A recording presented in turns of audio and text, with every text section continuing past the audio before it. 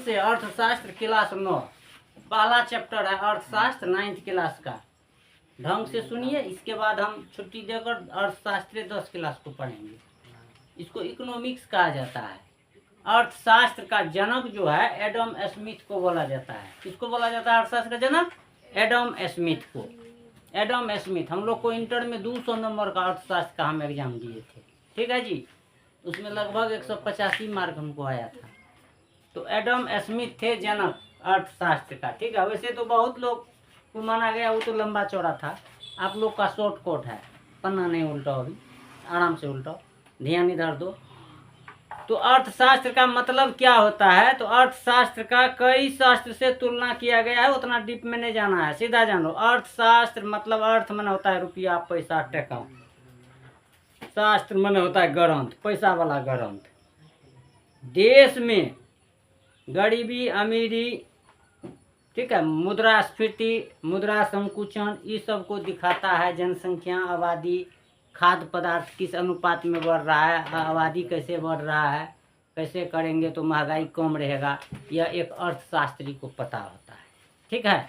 देश का हर एक कंडीशन उसे मालूम होता है अर्थशास्त्री को, ठीक है। तो अर्थशास्त्र धन के विज्ञान को कहते हैं। आपको कोई पूछेगा अर्थशास्त्र किसे कहते हैं, तो economics is the science of wealth. धन के विज्ञान को अर्थशास्त्र कहा जाता है, अर्थशास्त्र, ठीक है। धन के विज्ञान को क्या कहा जाता है? अर्थशास्त्र। अर्थशास्त्र जो है आधारित होता है उत्पादन पर। अर्थशास्त्र में उत्पादन का बहुत महत्व है।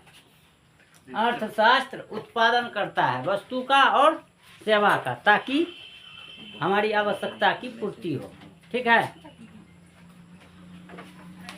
अर्थशास्त्र में उत्पादन का अर्थ क्या होता है? अर्थशास्त्र में हम सबसे पहले पढ़ेंगे उत्पादन। उत्पादन, उत्पादन है क्या? हम जो कोई भी चीज उगाते हैं, धान, मकई, गेहूं, तो यह उत्पादन है। हम कोचिंग जो चलाते हैं, तो हम जो आपको विभिन्न तरह का सेवा देते हैं, वो मेरा उत्पादन है, ठीक है, तो मेरा उत्पाद है। तो उत्पादन में वस्तु सेवा का सृजन किया जाता है, समझ गई? उत्पादन का अर्थ अर्थशास्त्र में क्या होता है? उत्पादन का अर्थ है उपयोगिता का सृजन करना। उत्पादन का अर्थ क्या है? उपयोगिता का सृजन करना, पैदा करना, ठीक है। उपयोगिता का सृजन ही उत्पादन है, ठीक है। उसके बाद चलिए, वस्तु और सेवा के उत्पादन के लिए कुछ साधन की आवश्यकता पड़ती है। अर्थशास्त्र में सबसे पहले अर्थशास्त्र में एगो चीज और है, अर्थव्यवस्था क्या होता है, उसका भी परिभाषा सुनो। अर्थव्यवस्था क्या है? मनुष्य अपने जरूरत के पूर्ति के लिए जिस चीज का उसको जरूरत होता है, जिस चीज का वह प्रबंध करता है, वही व्यवस्था को अर्थव्यवस्था कहते हैं। मनुष्य अपने आवश्यकता के पूर्ति के लिए वस्तु और सेवा का प्रबंध करता है, जिसे अर्थव्यवस्था कहते हैं। अर्थशास्त्र अर्थव्यवस्था में अंतर है। तो अर्थव्यवस्था में जो है मनुष्य अपने आवश्यकता की पूर्ति के लिए कौन कौन चीज का निर्माण करते हैं? वस्तु का और सेवा का उत्पादन करता है। तो उत्पादन का मतलब बता दिए। उसके बाद आपको है वस्तु और सेवा के उत्पादन जो होता है, तो उत्पादन करने के लिए वस्तु या सेवा को किन किन साधन की आवश्यकता होती है? दूसरा सवाल, उत्पादन के क्या क्या साधन हैं? अर्थशास्त्र में उत्पादन के कौन कौन से साधन हैं? उत्पादन के साधन, ध्यान दीजिए इधर। अर्थशास्त्र में उत्पादन के कितने साधन हैं? ऐसा सवाल रहेगा तो लिखना है अर्थशास्त्र में उत्पादन के 5 साधन है। लिख लो इसको। उत्पादन के कितने साधन हैं? 5। अर्थशास्त्र में उत्पादन के कितने साधन हैं? 5 साधन हैं। कौन कौन साधन है? भूमि, उसके बाद पूंजी, भूमि के बाद पूंजी, उसके बाद श्रम, उसके बाद संगठन, 1 2 3 4 भूमि, पूंजी, श्रम, संगठन और साहस। मुझे चलो ला कहते तो क्या लोग बाहरी में बीच में थाल में दी। ठीक है। भूमि, पूंजी, श्रम, संगठन, साहस। उत्पादन के कितने साधन हैं? 5 साधन हैं। उत्पादन के कितने साधन हैं? भूमि, पूंजी, श्रम और संगठन। उत्पादन के कितने साधन हैं? 5 साधन हैं। लिख लीजिए इसको। इसको रट लेना है। क्या करना है? इसको रट लेना है। चाहे आप कुछ करें तो इसका जरूरत पड़ जाता है। मान लीजिए आप एगो फैक्ट्री लगाएंगे तो जगह चाहिए, फिर पैसा चाहिए, फिर लेबर चाहिए। श्रम माने लेबर, मजदूर होता है, ठीक है ना। श्रम माने मजदूर या लेबर। संगठन चाहिए, 10 आदमी चाहिए आपको, 60 घाट चाहिए, वही संगठन 60 घाट।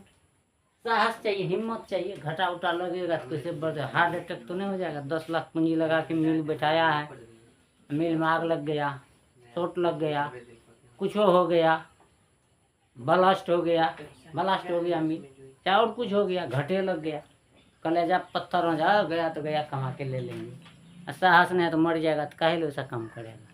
तो उत्पादन के कितने साधन हैं? तो उत्पादन के 5 साधन है। भूमि, पूंजी, श्रम, संगठन और साहस है। इसको देख, मिटा दें। ठीक, चलो आगे बढ़ते हैं।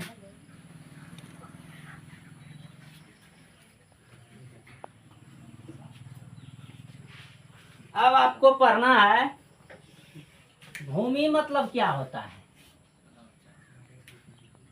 भूमि, इसका मतलब हुआ भूमि क्या है। भूमि देखकर डैश दिए तो इसका मतलब भूमि क्या है। तो लिखना है भूमि का मतलब केवल जमीन की ऊपरी सतह से नहीं वरन उन सभी पदार्थों तथा शक्तियों से है। ये परिभाषा दिया है प्रोफेसर मार्शल। लिखिए, प्रोफेसर मार्शल ने भूमि की परिभाषा निम्न प्रकार दी है। ठीक है, तो लिखेंगे भूमि का अर्थ जमीन के ऊपरी सतह से ही नहीं वरन उन सभी पदार्थों तथा शक्तियों से है। उन सभी पदार्थों तथा शक्तियों से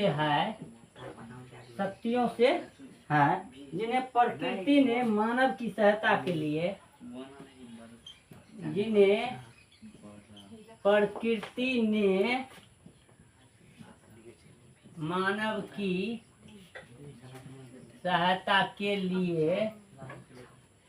सहायता के लिए भूमि, जल,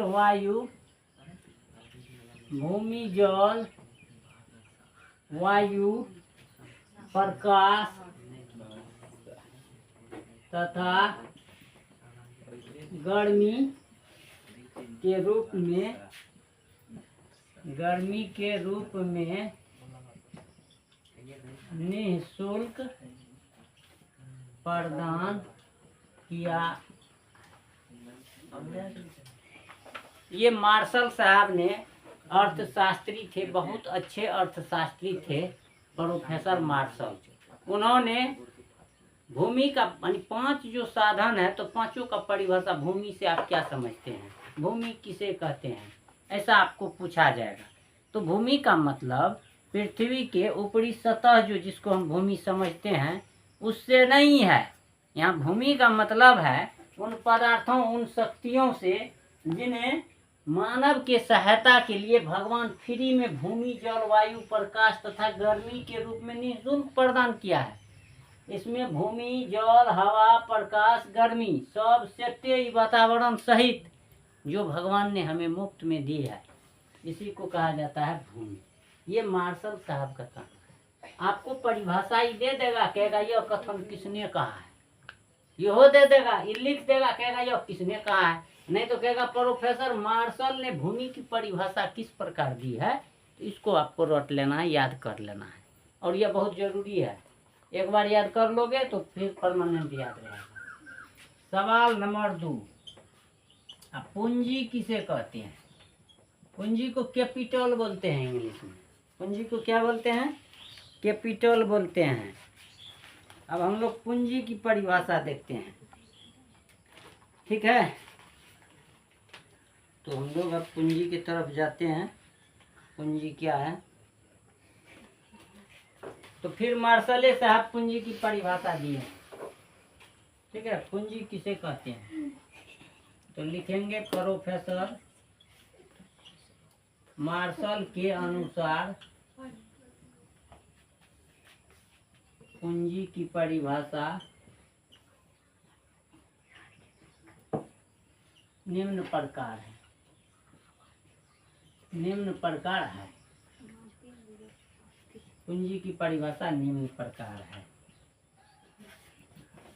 पूंजी का परिभाषा जो दिए हैं, प्रकृति की निःशुल्क देन को छोड़कर, कह रहा है प्रकृति की निःशुल्क देन को छोड़कर, प्रकृति की निःशुल्क देन को छोड़कर वह सब संपत्ति जिससे आय प्राप्त होती है, वह सब संपत्ति, दौलत, वह सब संपत्ति जिससे आय प्राप्त होती है। आय मतलब आमदनी, जिससे संपत्ति, जिससे आय प्राप्त होती है, जिससे आय प्राप्त होती है, पूंजी कहलाता है,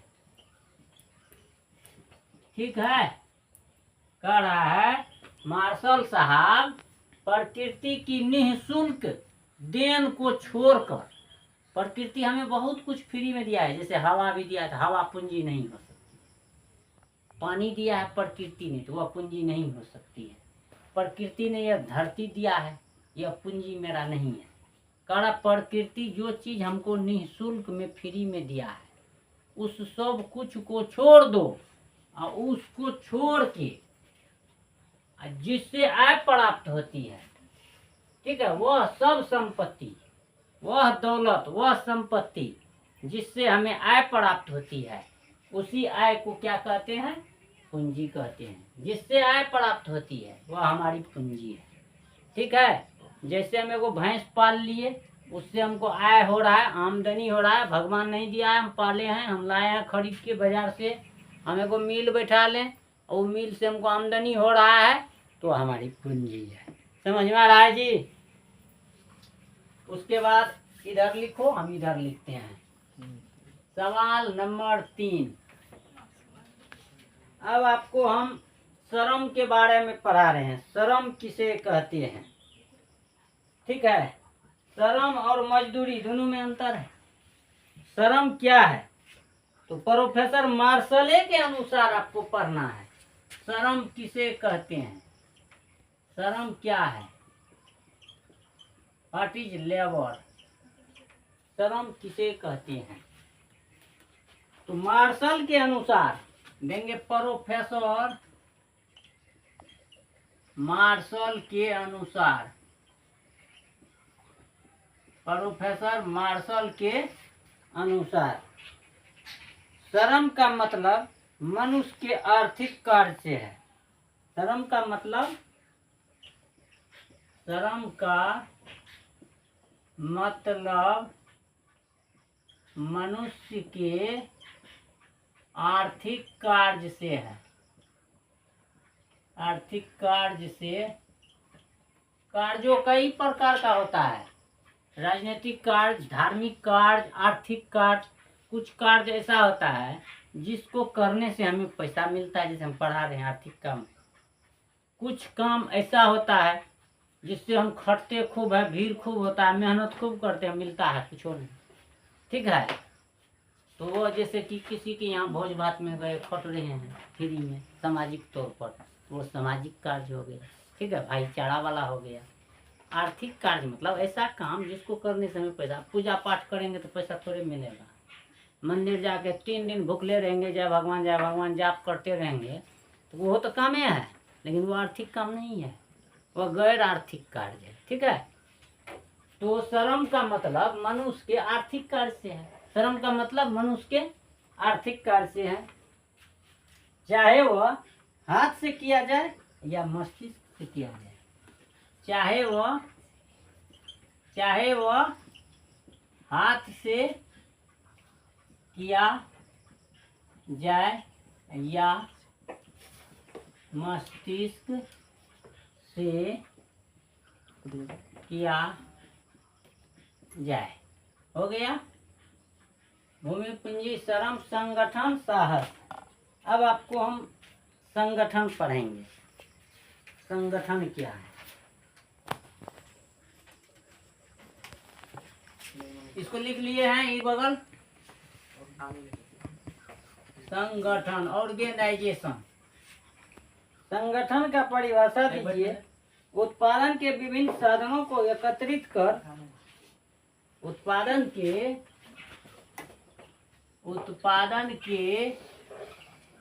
विभिन्न साधनों को एकत्रित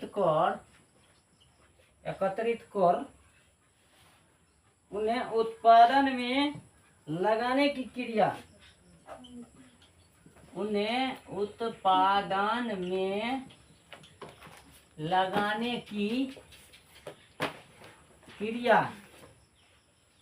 को व्यवस्था या संगठन कहते हैं। व्यवस्था या संगठन कहते हैं। ठीक है, और जो व्यक्ति यह कार्य करता है उसे व्यवस्थापक या संगठन कर्ता कहते हैं। और जो व्यक्ति इसे करते हैं उन्हें व्यवस्थापक या संगठन कर्ता कहते हैं। भूमि पूंजी श्रम संगठन। अब है साहस। 4 गो हो गया, चौथा हो गया, अब है 5वां, लास्ट है 5 नंबर। इसको मिट देते हैं भूमि को। किसी को कोई दिक्कत नहीं ना है जी? जिसको जो सवाल करना है, जितना पढ़ाए हैं इसमें से कुछ जानना है तो सवाल कर सकते हो। जो सवाल मन में आ जाए कर लो। इकोनॉमिक्स पढ़ा रहे हैं, अर्थशास्त्र। ठीक है, पहला चैप्टर क्लास 9। 1 तारीख है, 1 जुलाई है आज। भूमि पूंजी श्रम संगठन। अब है साहस। याद रखना है, उत्पादन के 5 साधन हैं।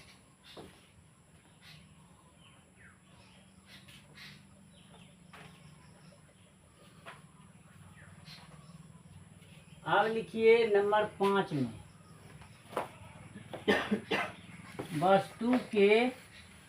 वस्तु या सेवा के उत्पादन में जब हानि या क्षति होती है,